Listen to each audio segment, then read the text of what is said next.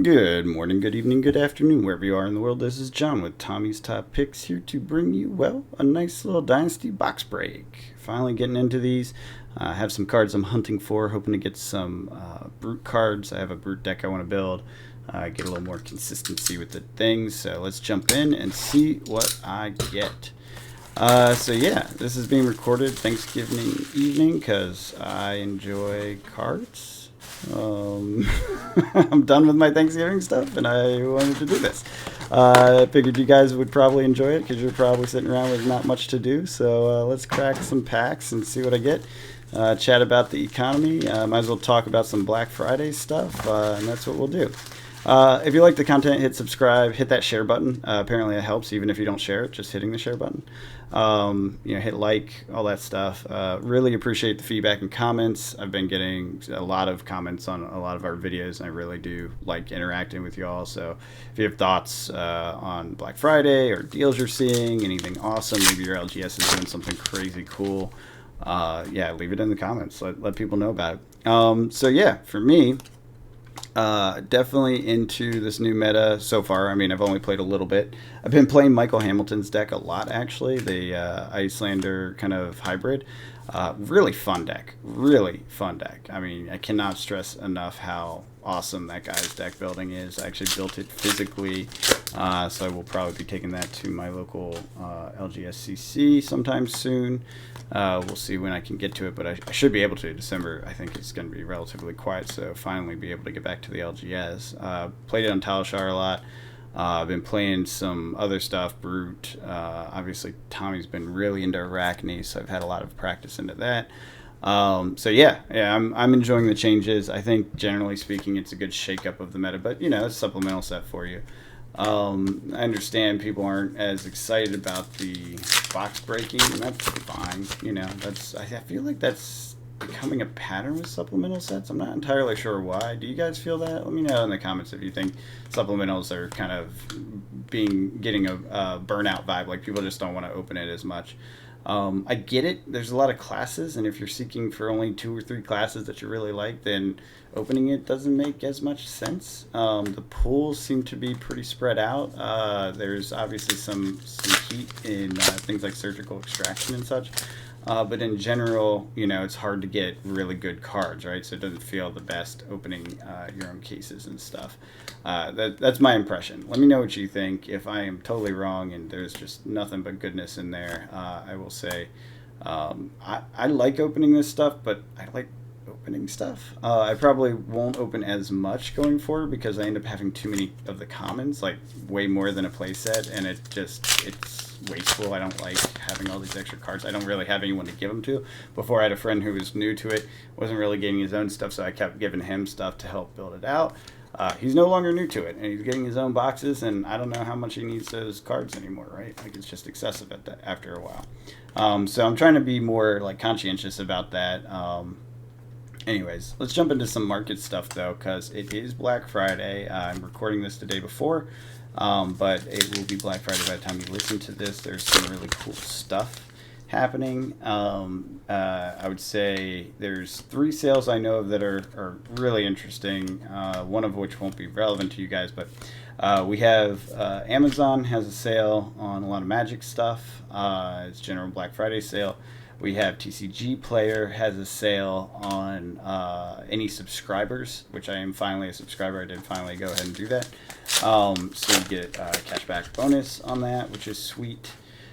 On Friday. On Sunday, they have it for everyone, and I think that's only on Steel Product. Could be wrong on that. And then on Monday, they have it for subscribers. Again, for the 2 subscriber days, it's everything, singles and that. So I'm not sure if I'm going to buy anything there. I probably will, but I'm not 100% sure what yet.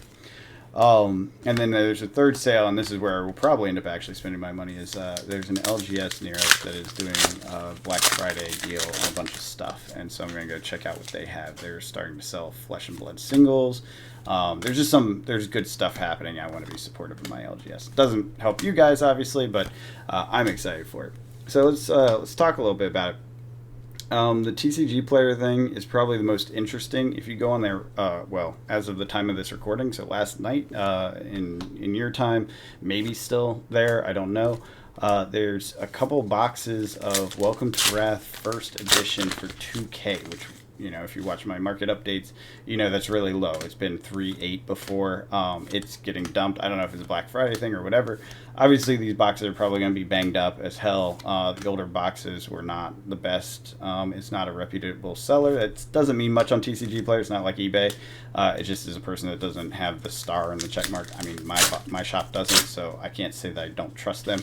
Just that it doesn't have that, like, what is it, the direct and the star, like a proven seller that has a lot of sales and a lot of reviews. So it will probably come in banged up. This is one of the reasons I don't buy. Ooh, nice Celestial Kimono. It's one of the reasons I don't buy high value product on TCG Player, because you don't really get pictures. I mean, they can do it, but they don't usually. You don't know what you're getting. So anything high end, I go eBay for, because then at least I can look at it. I can, message with the person. You can do that on TCG Player too. It just seems easier on eBay. And that sort of thing. So anyways, a couple boxes for 2,000. If you're in the market for that, maybe it's the right time. But do expect to want to open it if you're going to do that, because it will not. I'm guessing it's beat up. I mean, most of those boxes are beat up anyways. Like, they have the cracked spine, and the cellophane is like a different type and not very indicative of Flesh and Blood. Like, I don't think they have the watermark on it at all in the first editions, and most of them have the bubble seal, like the crack along the seam is crapped out because it was like a lighter weight cellophane. It was just early production stuff, right? Nothing wrong with it. Doesn't mean it's fake. It just doesn't look like appealing. So having it on the shelf is like, it's okay. It's okay. Which is why you got to buy it from someone that you can talk to, Discord or otherwise. That's my opinion. That's how I do it. Another thing that was interesting is Welcome to Wrath First Edition case is down to 9,600 from the 12,000 we were looking at before. So that's a pretty steep discount. Pretty interesting there.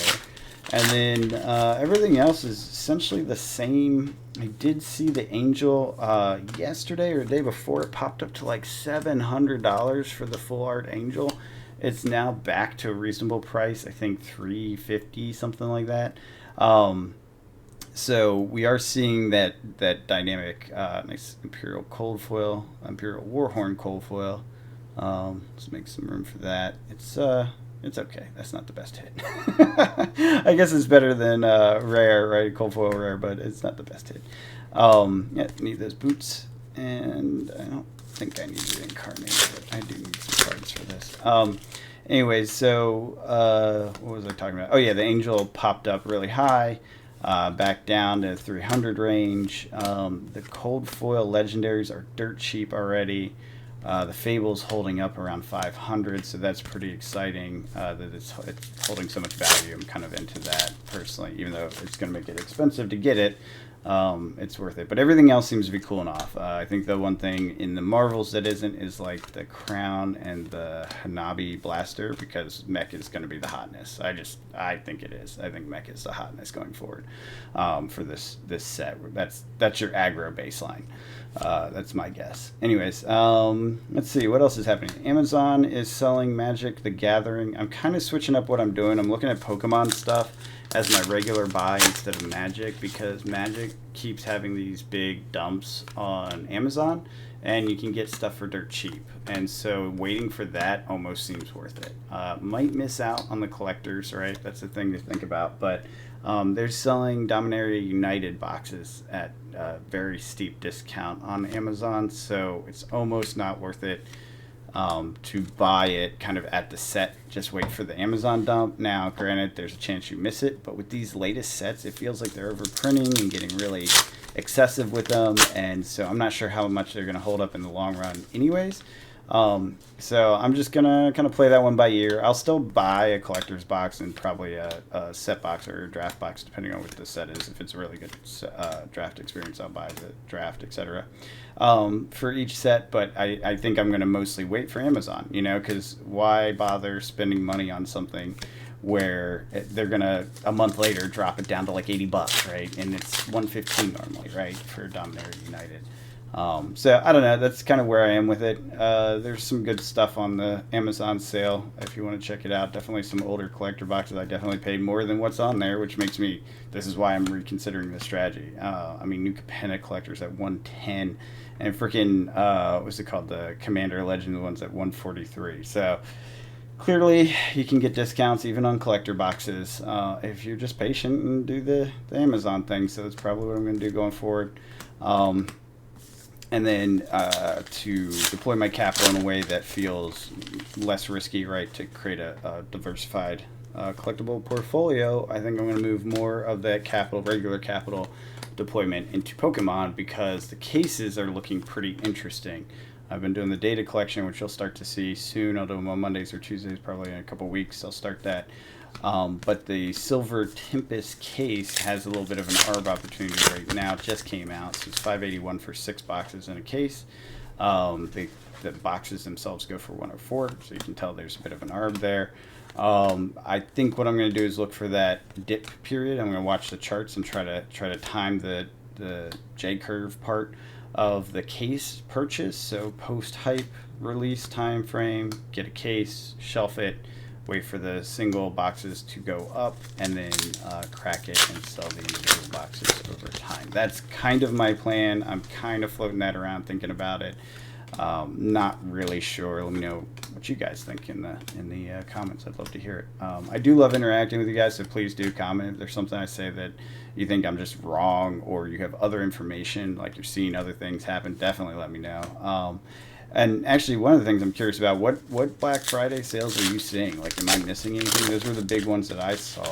I'm sure there's other things happening out there. Oh, I did see, shoot, what was the name of that company? Hobbyville? Hobbyville had an interesting deal. This is Pokemon again. Pokemon XY Evolution Booster Box Old School went from $841 their list price to $760 for Black Friday. That's an old school set. I'm not really going back that far, and I'm not spending $1,000 on a box. To me, it's $1,000 with tax and shipping, etc. That's how I think about it. But I thought that was interesting that even old school stuff got discounted for Black Friday. Did not expect that. What are you seeing? What's your favorite stuff out there? What do you any Black Friday collectibles you're going for? For me, I'm sticking to the plan. We have the same economic situation we had before, where it looks like the Fed is so far managing to keep employment high while slowing down inflation very slowly, soft landing, as they say. It's what they're going for. I don't know if they'll succeed. I think a fast crash and V-bottom is the best bet for us economically. We've talked about that before. Because they know how to handle a crash, they don't really know how to handle stagflation. And if we do not end up getting that, and soft landing works too. I mean, if they can pull that off, I think it's a miracle, because I think they've tried before and it's never worked. So just one of those things. But for me, I think the thing that's the most concerning is that you're starting to see politics leak into this stuff again. And with the presidential campaigns starting off, yes, I know we just had an election, but you know it, they start off right after. There'll be a lot of trash talk about economics, right? And so as a result, let's see what we got here. As a result, we have to, expect that there'll be pressure on the Fed to kind of do things at a quicker rate, and that's just how that's going to be. So it's a pretty good box. Got a couple of cards that are worthwhile for me. Well, if you like the content, hit the subscribe button, like button. Let me know what you think about Black Friday. You got any deals out there? Let me know. Maybe pick something up. I will probably just do my LGS and maybe a few singles or things that I'm looking for the shelf. Yeah. So what are you looking for? Anything interesting? Let me know. Hit the subscribe button. Hit the share. Apparently that helps the algorithm. And until next time, have a good one.